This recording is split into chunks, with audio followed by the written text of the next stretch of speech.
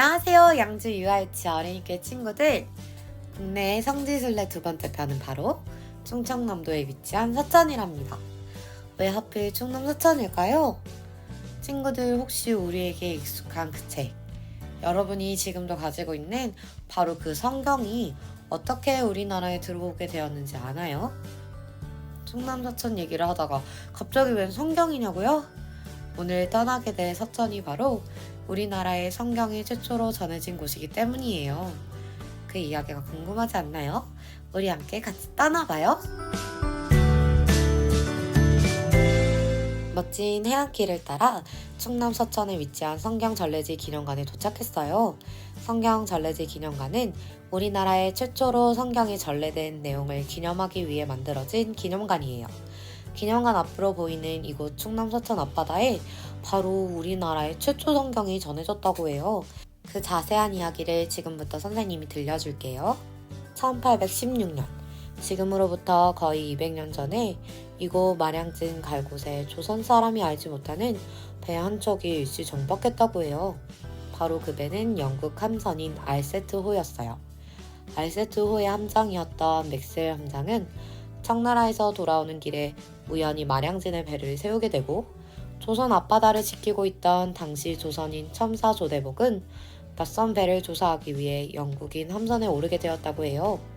말이 통하기는 만무하고 알 수 없는 사람들이 와서 배를 대니 답답했던 첨사 조대복은 글이라도 알아볼까 싶어 종이에 글을 적어 전했어요. 이를 받은 맥스웰 함장이 글을 써서 주고받는 것이 이 나라의 인사라고 착각하여 자신도 영어로 편지를 써 조대복과 주고받았다고 하니 단순한 해프닝이 귀엽게 느껴지기도 하네요. Then please, take this. I truly wish to give you this. 어허, 이 사람 참. 그렇다면 내 이스퍼책을 소중히 간직하겠소니 고맙소. 그럼 우리 건강하시길. 1816년 9월 맥스웰 함정으로부터 건네받은 이 항공의 서책이 바로 조선, 지금의 한반도에 처음 전해진 성경책이었다.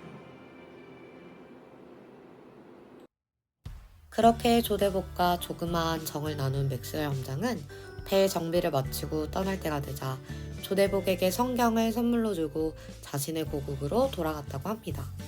이게 바로 우리나라에 최초로 들어오게 된 성경이에요.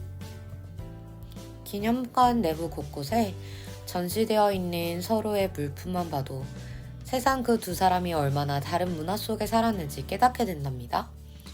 그럼에도 불구하고 성경이 우리나라에 들어오게 되었다니 하나님의 일하심이 정말 놀랍지 않나요? 그런데 친구들, 성경이 우리나라에 처음 들어오게 된 순간은 알겠는데, 그렇다면 영어로 쓰여져 있던 성경을 우리는 어떻게 한국말로 읽을 수 있게 된 걸까요? 성경전래지 기념관에는 우리나라의 성경을 번역하기 위해 힘썼던 외국 선교사님들의 연역도 간단하게 소개되어 있었답니다. 그 중에 정말 유명하신 분은 바로 아펜젤러 선교사님이신데요. 아펜젤러 선교사님은 최초로 우리나라에 선교사로 오게 되셨는데 성경을 번역하기 위해서도 참 힘쓰셨다고 해요. 그래서 선생님이 성경전래지 기념관 탐방을 모두 마치고 아펜젤러 선교사님의 흔적을 느낄 수 있는 곳, 서천에 위치한 아펜젤러 선교사 순직 기념 박물관에 가보기로 하였어요. 친구들도 같이 가줄 거죠?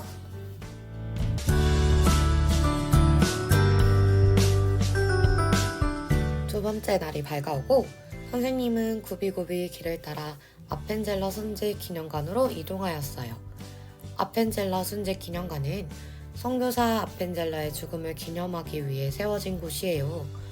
아펜젤러 선교사님은 서천 어청도에서 순직하셨는데 아펜젤러 선교사님이 돌아가신 바다가 잘 보여 바로 이곳에 순직 기념관이 세워졌다고 해요.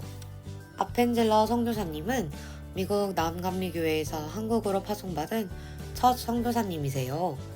한국에 오셔서 한국의 첫 감리교회인 정동교회와 우리나라의 교육을 위해 배제학당을 세우신 분이에요. 순직 기념관 내부에는 1편에도 언급되어진 존스 선교사님의 사진도 있었어요. 존스 선교사님은 바로 아펜젤러 선교사님과 함께 사역하는 동역자였다고 해요. 참 신기하죠? 그렇게 우리나라를 위해 애쓰셨던 아펜젤러 선교사님은 앞에서도 많이 소개했지만 성경 번역 작업에도 아주 큰 관심을 가지고 계셨어요.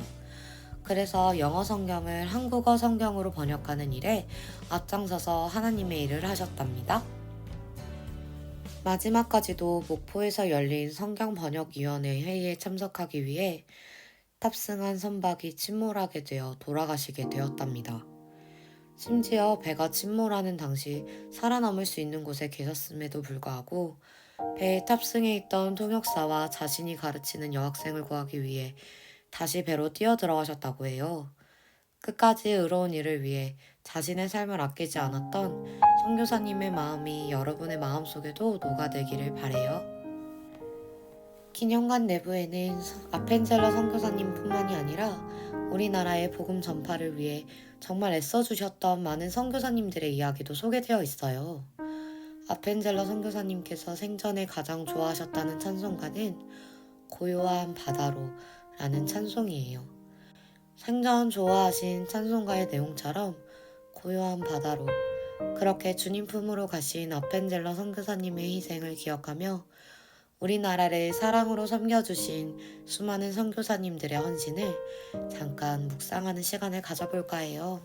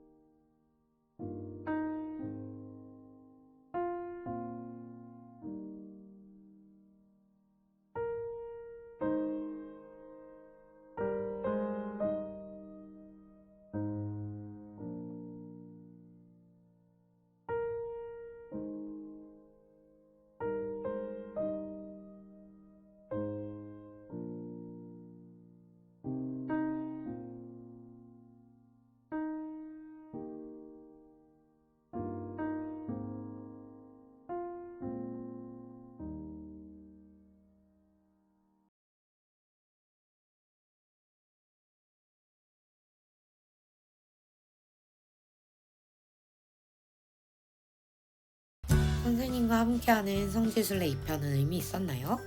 아직 3편이 더 남아있으니 친구들 많이 기대해주세요. 다시 만나요. 안녕.